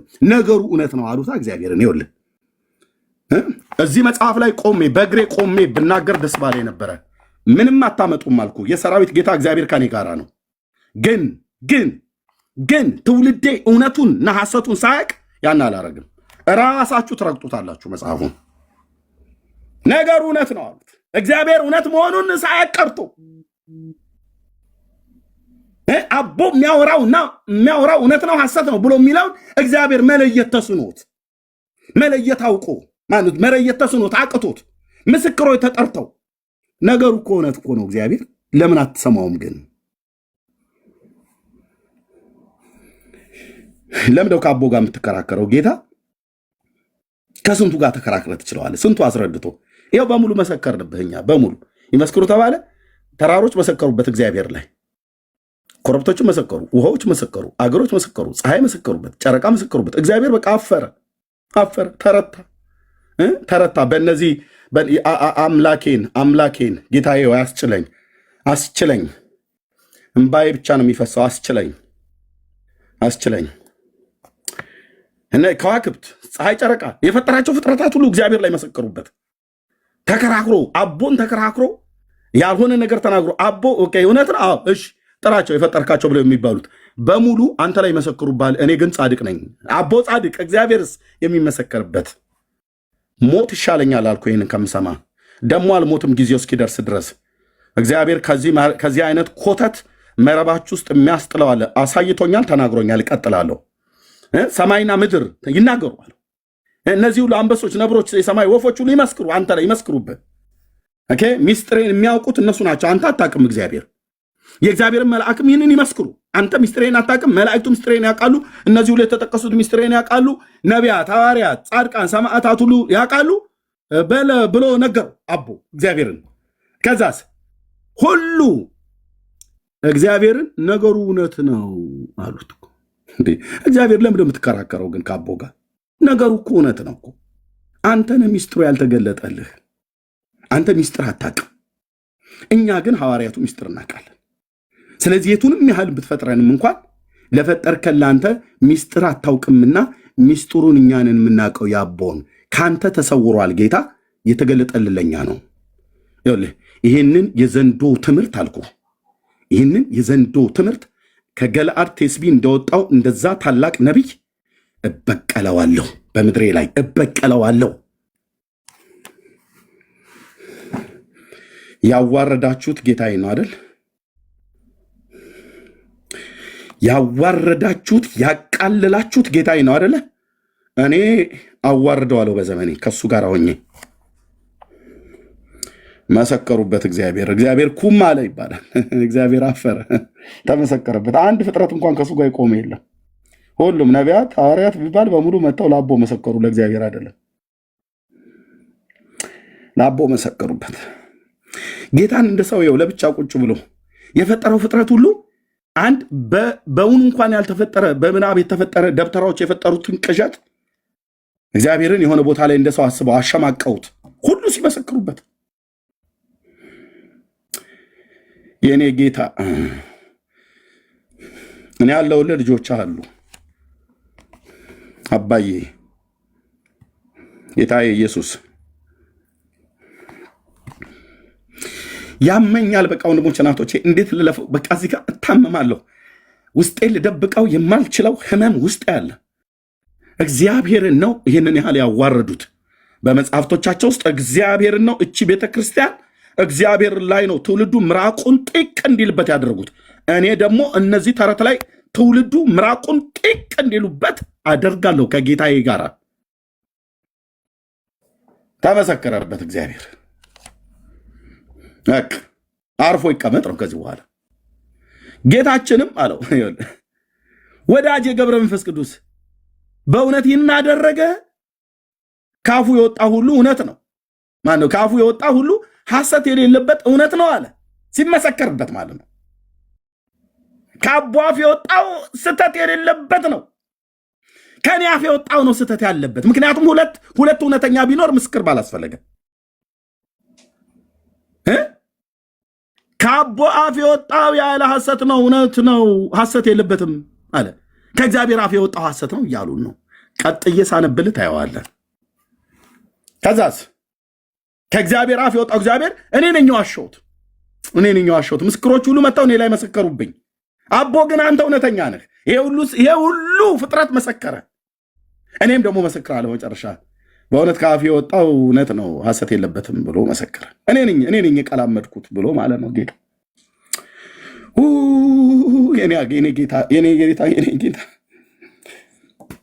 የኔ ጌታ ለምን ታሳመመኛለህ? ውስጤን ብዬ አልልህም። በምሰማው ነገር የአባቶች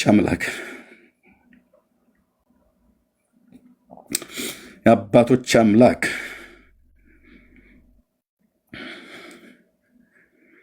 እሺ እውነት ነው ብሎ መሰከረ። ሰማይና ምድር፣ ፀሐይና ጨረቃ፣ ከዋክብት፣ ውኆች፣ ሀገሮች፣ የሰማይ ወፎች፣ አንበሶች፣ ነብሮች፣ መላእክት አፋቸውን ከፍተው በአንድነት ተናገሩ። አዎ ልክ ነው፣ እውነት ነው። እኛ እኮ ቅድም ነግረን ነበር፣ መስክረን ነበረ። አንተን አልሰማ ብለህ ያልከው አቦ እውነተኛ ሰው ነው። ከአንደበቱ ስህተት እንደማይወጣ ነግረን ነበር። ስህተቱ የወጣው እግዚአብሔር ከአንተ አፍ ነው እንጂ ከእሱ አይደለም። ምስክር የሚያስፈልገው ለዚህ ነበር። ሁለታችሁ ስትሟገቱ እየሰማን ነበረ። መስክሩ ብላችሁ ከጠራችሁን ዘንዳ እንመሰክራለን። አንተ ሐሰት ካፌ የወጣው እግዚአብሔር፣ አቦ ግን ያው እውነትን የተናገረው። ይሄ ነው የኢትዮጵያ ኦርቶዶክስ ቤተክርስቲያን ትምህርት። በማህተም አረጋግጠው የጻፉልን መጽሐፍ ነው ብሎ የሚለው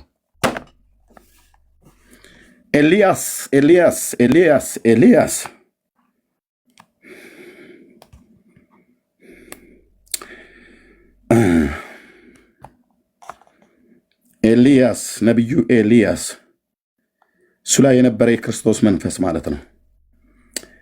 በእግዚአብሔር ቅናት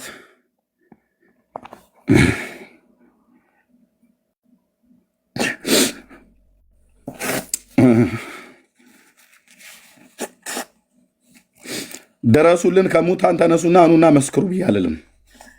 ኤልያስ አልሞተም፣ ተወስዷል። ዳዊት ሞቷል፣ የለም። ጳውሎስ የለም፣ ሞቷል፣ በስጋ አርፈዋል። በእግዚአብሔር ቅናት የተነሳው ጳውሎስ፣ በእግዚአብሔር ቅናት የተነሳው ነቢዩ ኤልያስ፣ በእግዚአብሔር ቅናት የተነሳው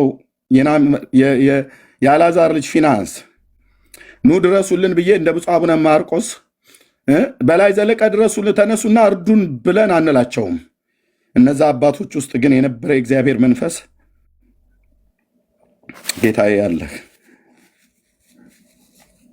አለ፣ ትሰማናለህ፣ ታየናለህ። ምን እንደተጻፈብህ ለትውልድ ምን እየመገቡ እንዳለ ታያለህ። ጌታ እውነት ነው፣ ሐሰት የለበትም አሉት እግዚአብሔርን። ሐሰተኛው አንተ ነህ እንጂ አቦ አይደለም። ምስክር የሚያስፈልገው እውነቱን ከሐሰት ለመለየት ነው። እግዚአብሔርን ሐሰተኛ ወይስ አቦ ነው ትክክለኛ? መስክሩ ተብሎ ሲባል የፈጠራቸው ፍጥረታት በሙሉ እግዚአብሔር ላይ መሰከሩበት። እግዚአብሔር ሐሰተኛ ሆኖ ተገኘ። አቦ ግን ከአንደበቱ ስህተት የማይወጣበት ሆነ።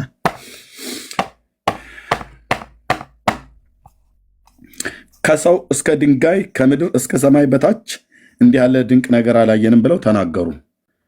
የዚያን ጊዜ የሰማይ መላእክት ነፍሱን ከስጋው ጋር ታርግ፣ በመቃብርም አይቀበር ብለው ፈረዱ።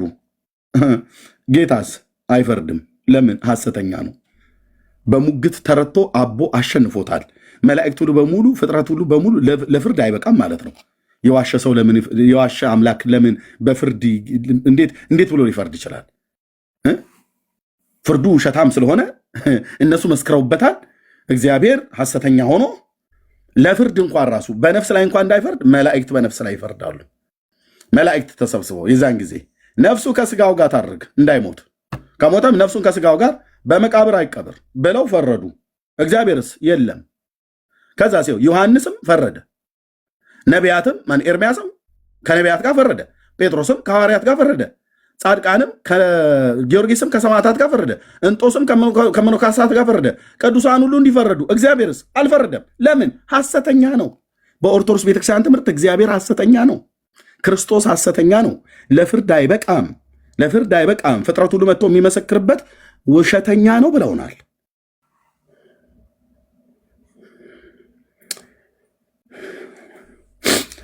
አዎ የኔ ጌታ፣ ሰውነቴ ሁሉ ተንቀጠቀጠብኝ። ወንድሞቼ እናቶቼ፣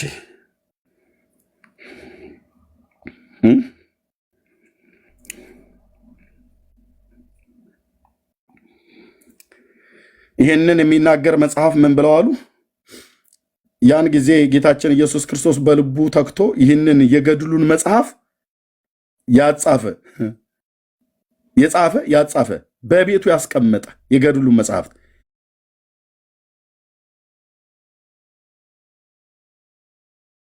ይህንን የህይወት መጽሐፍ አሉ። አሁን ቀሲስ ዲበኩሉ ከነ ውሸቶት ጭምር እዚህ ጋር የሚቀመጡት ይህንን የህይወት መጽሐፍ፣ ይህንን እንዲህ አይነትን ነገር እግዚአብሔርን ሐሰተኛ አድርጎ ፍጡርን እውነተኛ አድርጎ የሚናገር ይሄ መጽሐፍ የህይወት መጽሐፍ ነው። ይታየ ለቤተ ክርስቲያን መገልገያ የሰጠ ይህንን የህይወት መጽሐፍ እግዚአብሔርን ሐሰተኛ አድርጎ ፍጡርን ግን የሌለ ኤግዚስት ያላደረገ ፍጡር ብለህ ልትሏቸው አችልም።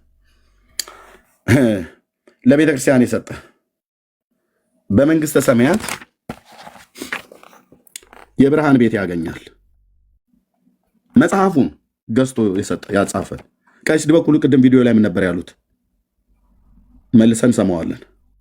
የእሳትንም ባህር አይነካውም፣ የጨለማ መላእክት አይደርሱበትም። የርኩሳን አጋንንት ማለት ነው።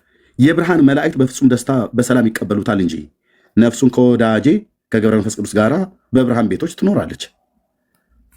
አባር፣ ቸነፈር፣ በሽታ፣ የቀትር ጋኔን፣ ረሃብ፣ ጥም፣ እርዛት፣ ድህነት አይቀርቡትም። ሚካኤል እና ገብርኤል ይጠብቁታል ብሎ ተናገረ። ያን ጊዜ የሰማይ መላእክት አባ ክቡር ነህ፣ በሰማይ በምድር አንተን የሚመስል የለም እያሉ አሳረጉት። ንዑድ ክቡር የሚሆን አባታችሁ ገብረ መንፈስ ቅዱስ ይህንን ታምር አደረገ። ታምሩ የተደረገው ደግሞ በራሱ ነው። ራሱ ሞቶ ራሱ ታምር አደረገ። እንዲህ ነው።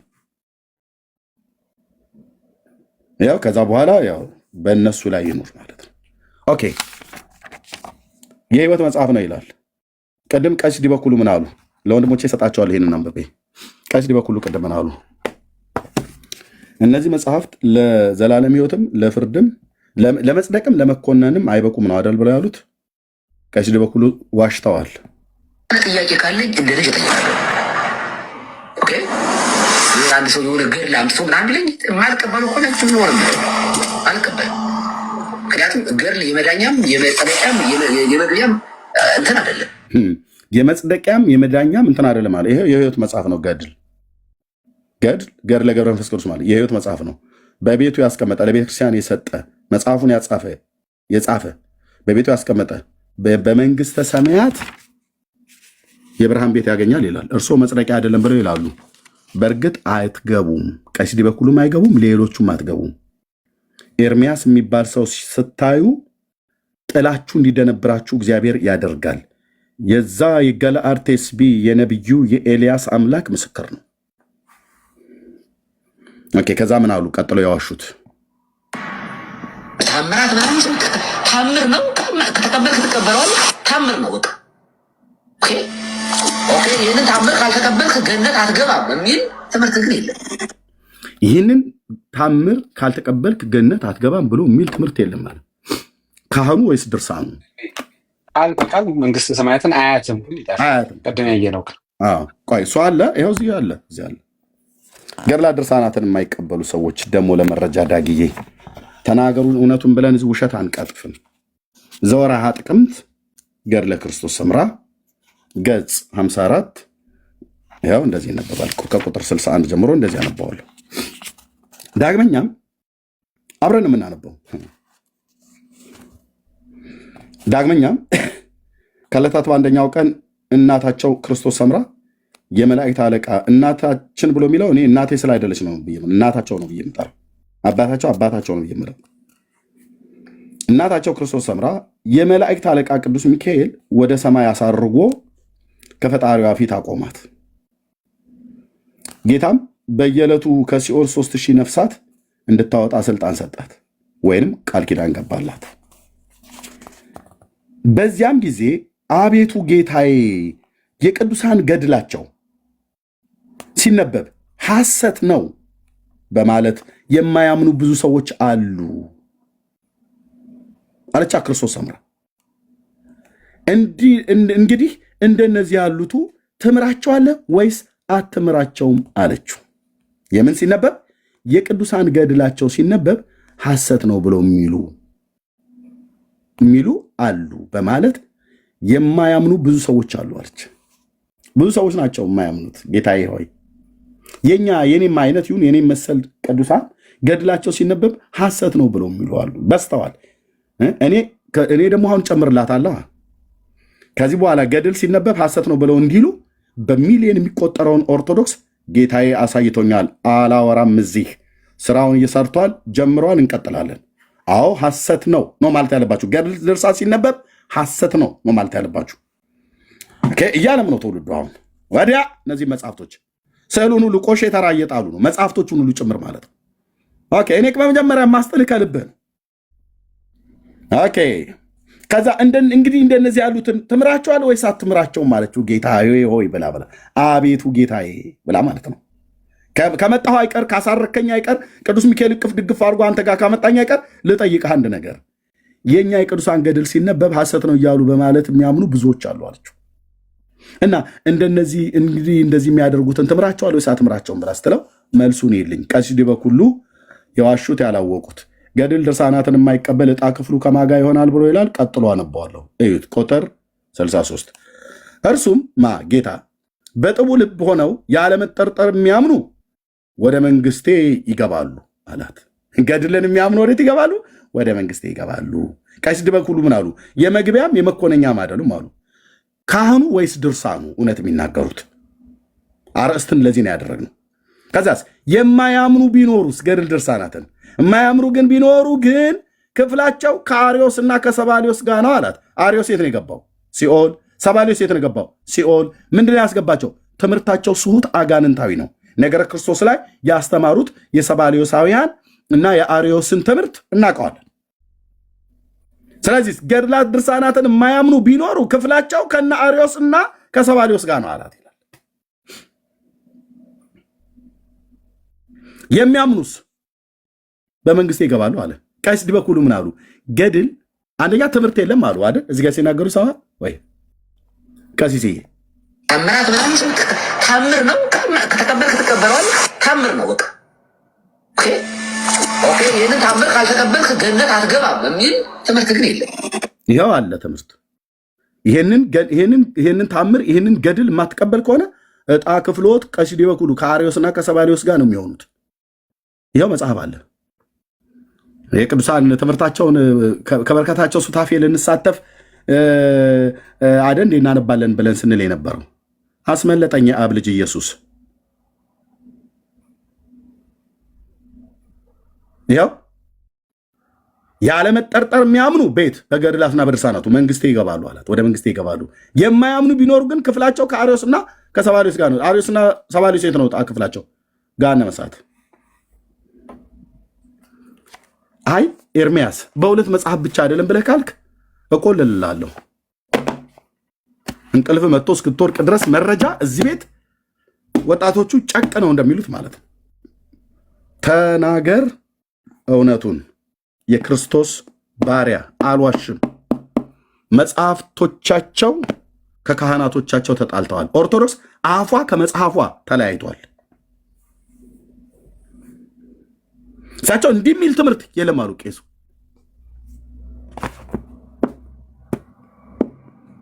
ቢያንስ ሁለት እንኳን ማለት ነው።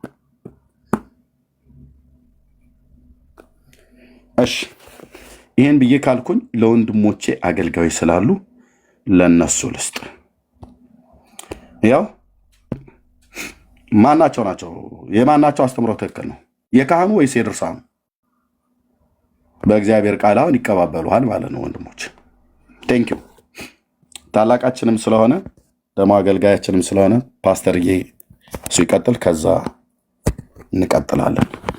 መረጃ አንሷል ብላችሁ ካላችሁ ኦርቶዶክሳውያን እንድጨምር ከፈለገ ኑ ግቡና ስታወሩ በእውነት ነው የምልህ የመረጃ እጥረት የለም።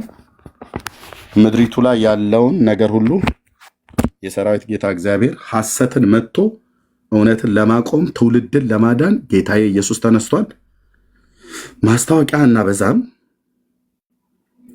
ትናንትናም ልክ እንደዚሁ ጳጳሱ ስለ ነገረ ማርያም በነበረ ትምህርት ላይ ነገረ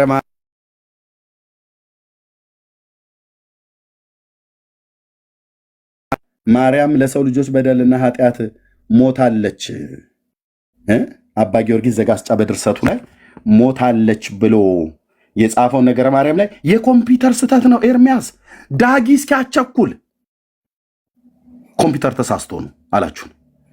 ኦኬ እሺ ለምሳሌ ከዛ ደግሞ የለም ጴንጤዎች እጃቸው ረጅም ስለሆነ ያው እንደምታውቁት እናንተ ናችሁ ያስገባችሁታል። እዛም ላይ የለም። ከዛ ልሟገት ብሎ ያለኝ እንዴት እንደሚዋሹ ካህናቱ ልብ ብናሰማችን ላሳይ በወንድሞቼ እንደው በመድኃኒዓለም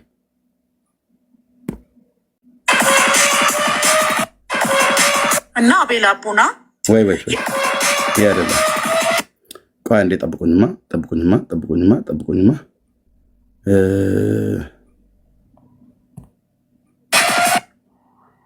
ከዛ ተራዝሟል የሚል እኔ ያስተላልፍ ካህኑ ከዲያቆኑ ጳጳሱ ከመነኩሴው እንዴት እንደሚዋሹ የለኝ ናና ሞግታኝ ብዬ ስለው ጴንጤ መጽሐፍ ቅዱስ መጽሐፍቶቻችን እያተሙብን እናንተን እያለ ነው ብሎ እንዴት እንደሚዋሹ ይሁት። ኦኬ ማለት ነው። ከዛ ተራዝሟል የሚል እኔ ያስተላልፍኩ ማለት ነው። ካስፈለገ እኮ ቀኖች አሉ እኮ እኔ ኤርሚያስ በእኛ መጽሐፍ ማርያም ነው ማለት በእኛ መጽሐፍ ኤርሚያስ እኔን ተከራክሮ አያሸንፈኝ። ሜዳው ላይ መገናኘት ነበረ። ዲያቆን ስዩምዬ ሜዳው ላይ ተገናኝቶ ነበረ መገናኘት። ቀጥረኸኝ አስደግፎት ሄደ እንደሚባል አስደግፋችሁ እየቀጠራችሁ ቀጠሮ የምትሰርዙት ተቀጣሪው እዛ መጥቶ ፊት ለፊት ይቀመጣል። እናንተ ግን ተረባርበው አዳኑኝ፣ ተረባርበው አስጣሉኝ፣ እባክህ እንዳትገባ ህዝብ ወደዛ እየሄደ ነው። በጣም ብዙ ነገሩ እኛ እዚህ ሚዲያው ላይ እንደምንለው አይደለም ብላችሁ እኮ በውስጥ የምትዶልቱትን እኮ ሰምተናል። እባካችሁ እዛ ኤርሚያስ ቤት አትሄዱ፣ ህዝቡን ሁሉ እያመነፈቀው ነው ብለው እኮ ተረባርበው አስጥለውሃል። ኦኬ ከፈለክ ኪሳችሁ ውስጥ ስንት ሳንቲም እንዳለ ሊያውቁን ልናቅበት የምንችለው መስመር አለ። ኦኬ ተረባርበው አስጥለውሃል። ከዛ መጽሐፍት እንዳሳተመ ብሎ የሚለውን ስማለኝ። ግን ገድላት ሲፈልግ እሱ ያሳተማቸው ናቸው ወይ ለእናንተ ያሳተማቸው። እኔም ከእናኛ መጽሐፍ ጋር የሚገናኙ ገድላት ያነብላቸዋል ምዕመናን። ውሸቱን ይኸውልህ፣ ውሸቱን ያየው ውሸት ሰው ሲዋሽ አፉን ነው የሚይዘው። ወይኔ በጌታ እንኳን አይለው በቤቴ ቀደድኩት አይደል ቀደዳይን ብሎ ማለት ነው። ሙስሊም ማለት ውሁቲ እስክትደረግጥ ድረስ ማለት ነው። እሷ ፔጅ ላይ ነው የሚገኘው ብዙ መረጃ። በእውነት ሂዱና ፎሎ አድርጓት። ኦኬ ኤርሚያስ አሳትሞ ነው አላለም። እኛ መጽሐፍ ጋር የሚገናኙ ገድላት ያነብላቸዋል። ወይ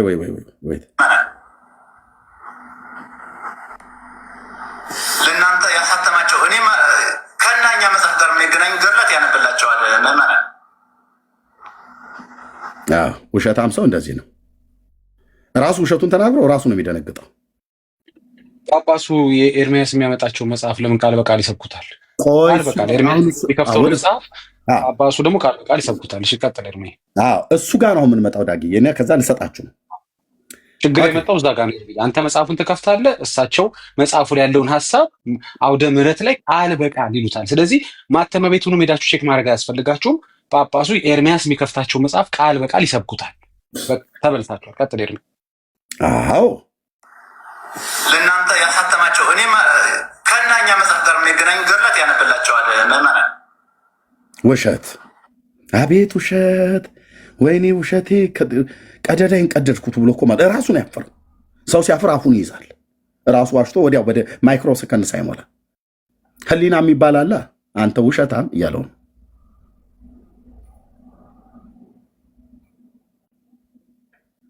ፈረደበት። አሁን ኤርሚያስ የኤርሚያስ ሃይማኖት ፕሮቴስታንት በቃ ሊጨፈጭፍ ማለት ነው። ኑና ፊቴ ቆማችሁ አውሩ። ማንም ፓስተር ማንም ሌላ አይገባም። ከኔ ጋር ብቻ እንጮታለን።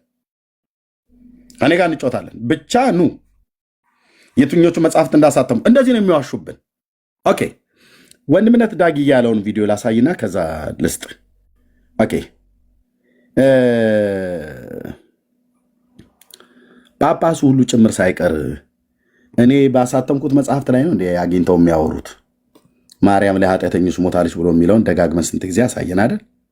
ስናሳይ አይ ይሄ የኮምፒውተር ኤረር ነው አላችሁ። ከዛ ደግሞ ያው ጴንጤ እንደምታውቁት እጁ ረጅም ነውና አስገብተው ጽፈውበት ነው አላችሁ። ከዛ ደግሞ ምንድነው የትርጓሜ ስህተት ነው። ይሄን ትርጉም ለመረዳት የግድ ኦርቶዶክስ መሆን አለባቸው አለን። ገድላት ድርሳናትን አንብበ ለመረዳት የግድ ከፕሮቴስታንትነት ከሙስሊም መጥቶ ወይ ከካቶሊክ መጥቶ ኦርቶዶክስ ሰው መሆን አለበት። የተጻፈ አማርኛ አንብቤ ለመረዳት ሃይማኖት መቀየር አይጠበቅብኝም። ጥሩ አንባቢ መሆን ነው። በናከን ወናተን መለየት ማለት ነው። ኦኬ ምን አሉ ታዲያ? እሺ ኤርሚያስ የጻፋቸው መጽሐፍቶች ፕሮቴስታንት የጻፋቸው መጽሐፍት ከሆኑ ጳጳሳቱ ምን ይላሉ? ይላል በዚህ ጊዜ ማህደር ኃጥአንን ገሃነምን አስጎበኛት ይላል። ጳጳስ ናቸው። ልብ በሉ። አስኬማ የደፉ ጳጳስ ናቸው። ኤርሚያስና ፕሮቴስታንት የጻፉት መጽሐፍ ነው ብለው የሚሉት ነገረ ማርያም ከዶግማ ትምህርታቸው ነው። ማርያም ልክ ክርስቶስ ለሰው ልጆች በደልና ኃጢአት ቤዛ ሆኖ እንደሞተ ሞተች ብሎ የሚለውን በመጽሐፍ ደጋግመን ስናሳይ የነበረው እሱን የኮምፒውተር ኤረር ነው፣ ተሳስቷል፣ ፕሮቴስታንት እጁ እግሩ ረጅም ስለሆነ አስገብቶበት ነው ብላችሁ ያላችሁትን ጳጳሳት ሁሉ ጭምር የሚሰብኩት ነው። አውደ ምሕረት ላይ ህዝብ የሚያጨበጭብለት እልል የሚልለት ጋር በዚህ ጊዜ ልጄ ሆይ ማርልኝ አለች። ባህሪዋ ርኅሩህ ነው። ርኅሩህ ስለሆነች ልጄ ሆይ ማርልኝ አለች። አይ እነዚህን ያዳንኳቸው ሙቼ ተሰቅዬ ነው፣ አንቺም ሙተሽ አድኛቸው አላት ይላል። በዚህ ጊዜ የምትምርልኝ ከሆነ እሞታለሁ ብላ በፈቃዷ እንድትሞት ፈቀደች ይላል እና በዚህ ዕለት ተስማማች ማለት ነው። እነዚህን የምትምርልኝ ከሆነ እሞታለሁ አለች። በፊት ሞትን ተቃውማ ነበር። አንተን ወልጄ የአንተ እናት ሁኜ እንዴት እሞታለሁ ብላ ነበር። አይ እኔ ሙቼ ነው ያዳንኳቸው፣ እነዚያን የጎበኘሻቸውን ያስጎበኘውሽን ደጋጉን ያዳንኳቸው ሙቼ ነው፣ አንቺም ከሞት እምርልሻለሁ አላት። ያን ጊዜ እንድትሞት በጭካኔ ጨክና ስለ ኃጥአን ሞትን ለመቀበል ተስማማች ይላል። ስለ ኃጥአን ሞትን ትቀበል እንድትሞትላቸው እሷ ካልሞተች በስተቀር እነዛ 9999 ነፍሳት ስለማይድኑ የኢየሱስ ሞት ስለማይመለከታቸው እይታይ እንግዲህ ከጳጳሳቱ ከሊቀ ጳጳሳቱ እንድትሞት እኚህ ሊቀ ጳጳስ ናቸው። ከሊቀ ጳጳሳቱ እስከ ሊቃውንቱ ከአዛውንቱ እስከ ባልቴቱ የሚሰብኩት ጉባኤ መድረክ ጉባኤ ሰብከው ጉባኤ ከፍተው መድረክ ላይ አውደ ምሕረት ላይ ቆመው ህዝብ የሚያጨበጭብለት ትምህርት ነው የሚያስተምሩት።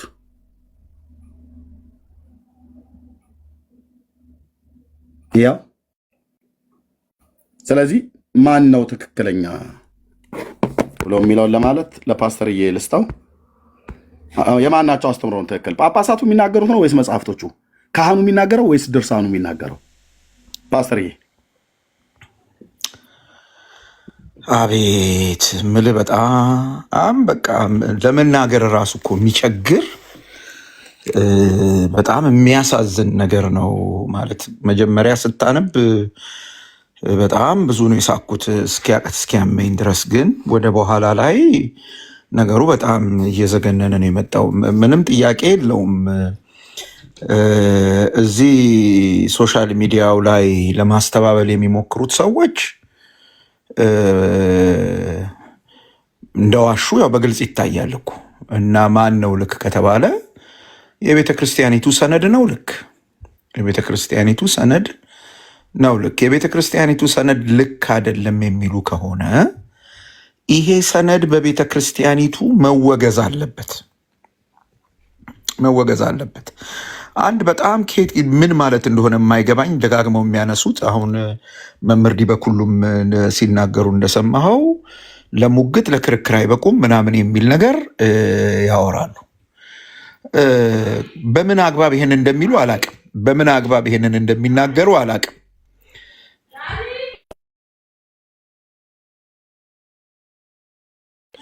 በምን አግባብ ይሄንን እንደሚናገሩ አላቅም። ሎጂክ ነው?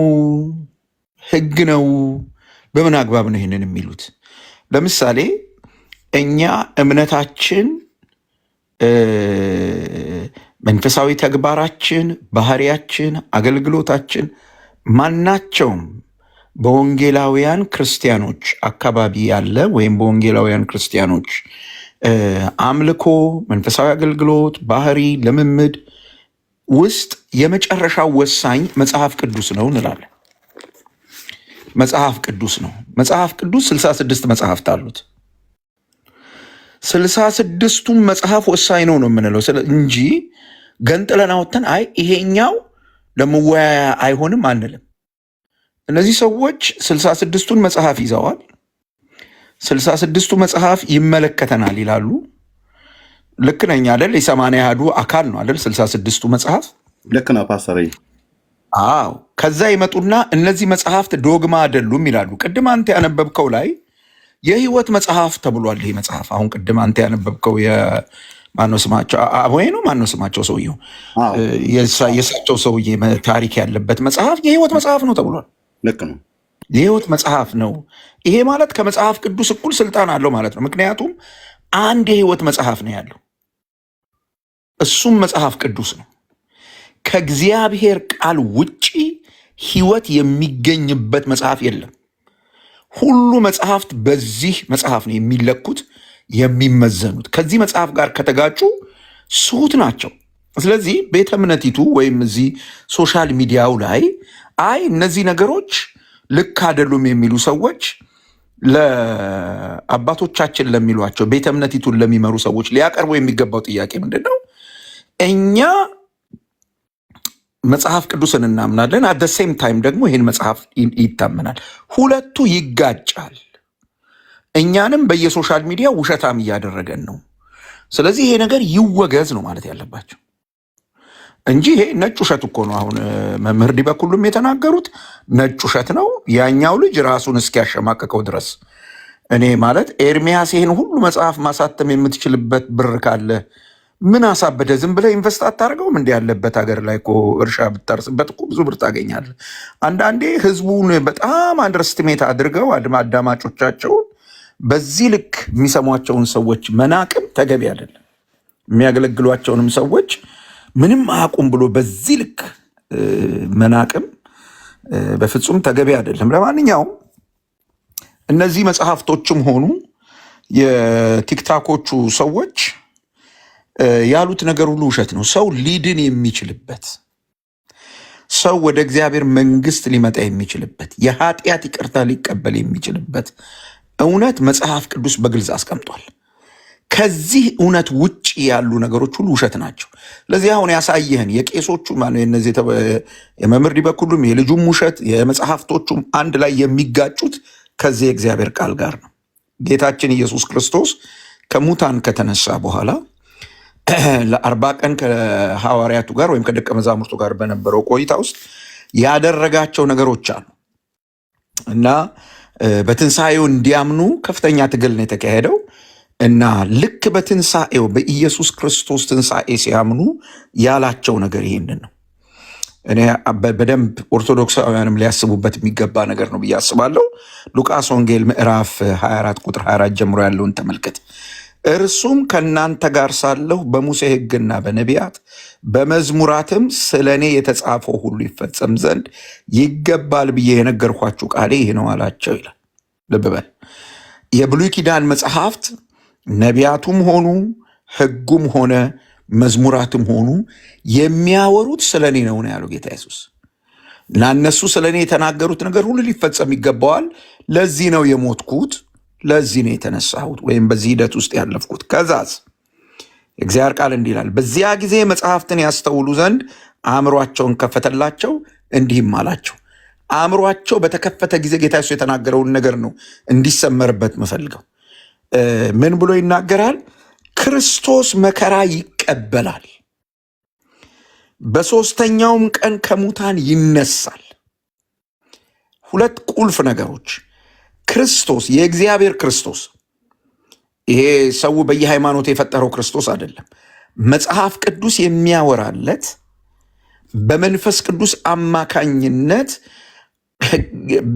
ድንግል ጸንሳ የወለደችው በዚህ ምድር ላይ የተመላለሰው አምላክ ሰው የሆነው ክርስቶስ እርሱ ቅዱስ ቃሉ እንደሚመሰክር መከራ ይቀበላል ይላል።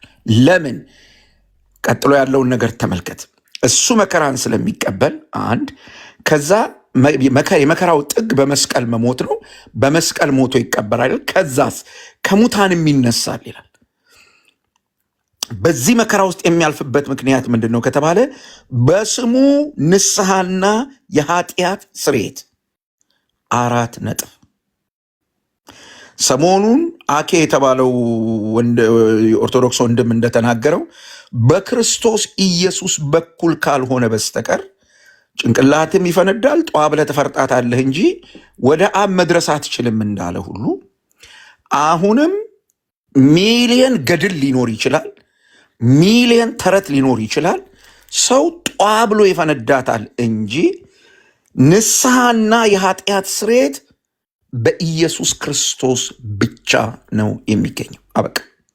ቅዱስ ቃሉ የሚናገር ይህ ነው። ስለዚህ ይህ ያወሩት ይህ አሁን የነገርከን ጉድ ሁሉ አንዳንዱ ምልህ ለጆሮ ይሰቀጥጣል። በጣም ከባድ ነው እና የእግዚአብሔር ቃል የሚለው ይሄንን ነው። ምንድን ነው የሚለው? ንስሐና ኃጢአት ስርየት ከኢየሩሳሌም ጀምሮ በአሕዛብ ሁሉ ይሰበካል፣ እንዲህ ተብሎ እንደተጻፈ እናንተም ለዚህ ምስክሮች ናችሁ። እነሆ አባቴ የሰጠውን የተስፋ ቃል ልክላቸዋል ብሎ ጌታ ኢየሱስ ተናግሯል። ከመሰከርን ይህንን ነው የምንመሰክረው። ከዚህ ውጭ ያለው ነገር ግን በጣም በጣም ስህተት ነው። ስለዚህ አሁን ቅድም ያነበብክልን ማነው ስማቸው ገድል የተባለው ታምር የተባለው ከዚህ እውነት ጋር የሚጋጭ ስለሆነ ክህደት ነው፣ ውሸት ነው፣ ምንፍቅና ነው። ኋላም ላይ ደግሞ ያሳየህን ማን ሳምራ ነው ያልካቸው ሴትዮም ኪዳን ተገባላቸው ክርስቶስ ሳምራ ነው ምናምን ተባለ። እኔ ስለማላቃቸው ነው ስማቸውን መያዝ የሚያስቸግረኝ። እና እሳቸውም ሴትዮ ተገባላቸው የተባለው ኪዳን ውሸት ነው፣ ክህደት ነው። ስለዚህ እነ መምህር ዲበኩሉ ሆኑ ያ የቅድሙ ዲያቆን ኤርሚያስ አጻፈው ከማለት በአደባባይ ወጥቶ ማለት የቤተ እምነቱ አስተማሪ ሆኖ ወጥቶ የማይሆን መረጃ ለህዝብ ሰጥቶ ህዝብን ከማሳት ይሄ በሁለቱም ያየሁት ነገር ምንድን ነው? የሚያገለግሉትን ህዝብ ምንም እንደማያውቅ አንደርስትሜት እንደሚያደርጉት ምንም መረጃ እንደሌለው ነው ያየሁት። ሊጠይቃቸው እንደማይችል ነው ያየሁት። ይጠይቀናል ብለው ቢያስቡ በዚህ ልክ ደፍረው በሚዲያ ላይ አይናገሩ። ምክንያቱም ሊያስተባብሉት አይችሉማ። በቃ ሚዲያ ላይ መጥቷል እኮ። ለአንድ ሰው አይደለም የተናገሩት፣ ለሚሊየንስ ነው የተናገሩት። ግን በቃ የሚያገለግሉትን ህዝብ በዚህ ልክ ዝቅ ያደርጉታል። እኛ በዚህ ልክ ዝቅ አናረጋችሁም። የታመነው መጽሐፍ የእግዚአብሔር ቃል ቅዱሱ መጽሐፍ መዳን በሌላ በማንም የለም፣ ንስሐና የኃጢአት ስርየት በኢየሱስ ክርስቶስ ስም ብቻ ነው የሚገኘው፣ በእርሱ የሚያምን ብቻ ይድናል። ቅዱስ ቃሉ የሚለው ይህን ነው። ወደዚህ እውነት ተመለሱ። ጌታ ይባርካችሁ።